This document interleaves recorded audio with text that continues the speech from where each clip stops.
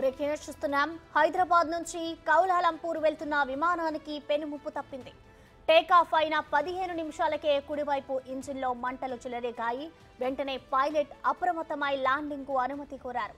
కొద్దిసేపు పాటు విమానాన్ని గాల్లో చక్కర్లు కొట్టింది. ప్రమాద తీవ్రతను గుర్తించిన ఏటీసీ అత్యవసర ల్యాండింగ్ కు అనుమతిచ్చింది. మలేషియా ఎయిర్లైన్స్ విమానాన్ని సేఫ్ గా ల్యాండ్ అవడంతో ప్రయాణికులు ఊపిరి పీల్చుకున్నారు. విమానంలో 130 మంది ప్యాసింజర్స్ ఉన్నారు.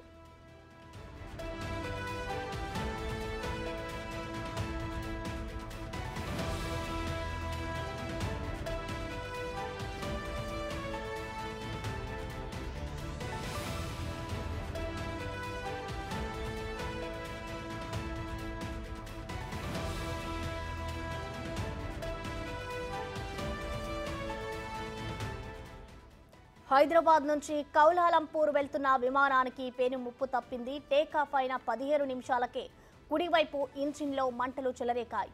వెంటనే పైలట్ అప్రమత్తమై ల్యాండింగ్ కు అనుమతి కోరారు. కొద్దిసేపు పాటు విమానాన్ని గాల్లో చక్కర్లు కొట్టించారు. ప్రమాద తీవ్రతను గుర్తించిన ఏటీసీ అత్యవసర ల్యాండింగ్ కు అనుమతించింది. మలేషియా ఎయిర్లైన్స్ విమానాన్ని సేఫ్ గా ల్యాండ్ చేయడంతో ప్రయాణికులు ఊపిరి పీల్చుకున్నారు. విమానంలో 130 మంది ప్యాసింజర్స్ ఉన్నారు.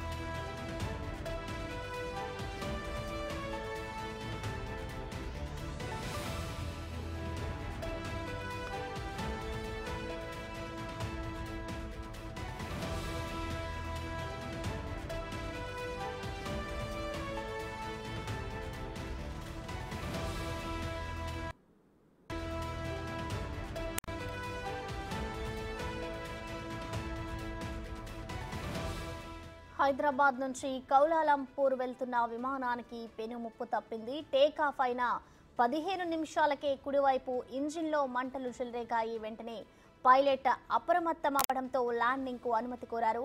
కొద్దిసేపు పాటు విమానాన్ని గాల్లో చక్కర్లు కొట్టింది.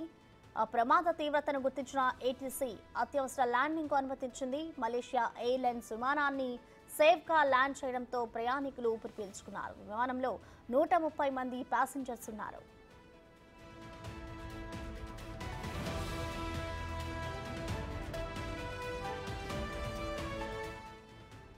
దీనిపై మరింత సమాచారం మా అసోసియేట్ ఇన్పుట్ ఎడిటర్ నగేష్ అందిస్తారు. నగేష్, చెప్పండి, విమానంలో మంటలు చెలరేగడానికి గల కారణాలు ఏమైనా తెలిసాయా? ఎయిర్ ఫోర్స్ సిబ్బంది ఏం చెప్తున్నారు నగేష్?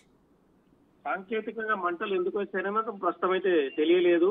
కానీ టేకాఫ్ అయిన 15 నిమిషాలకే కుడివైపు నుంచి ఇంజన్ లోంచి మంటలు వచ్చాయి. అంటే స్పీడ్ గా మంటల తీవ్రత కూడా ఎక్కువ ఉండడంతో లోపల ఉన్న పైలట్ తను భయపడ్డారు. వెంటనే ఆ విమానాన్ని గాల్లోనే కాసేపు చక్కర్లు కొట్టించారు. చక్కర్లు కొట్టించిన తర్వాత ఏటీసీ అధికారులకు సమాచారం అందించారు.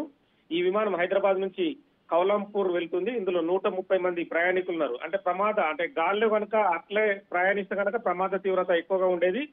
పూర్తిగా ఫ్లైట్ కూడా ఏదైతే విమానం కాలిపోయే పరిస్థితి కూడా ఉండేది. కానీ ఇక్కడ పైలట్ చాకచక్యంగా వ్యవహరించి రైట్ సైడ్ వస్తున్న మంటల్ని గుర్తించి వెంటనే ఆ గాల్లోనే చక్కర్లు కొట్టిస్తూ తాను ఎప్పటికప్పుడు ఏటీసీకి తాను లైన్ లో ఉంటూ ఆ విమానాన్ని మళ్ళీ ఎయిర్పోర్ట్ లో దించడానికి ప్రయత్నం చేశాడు. మళ్ళీ అక్కడ ఎయిర్పోర్ట్ లో తనకు ఎక్కడైతే ల్యాండింగ్ అవకాశం ఇచ్చారో ఆ ప్లేస్ లో మళ్ళీ విమానాన్ని సేఫ్ గా ల్యాండింగ్ చేయించారు.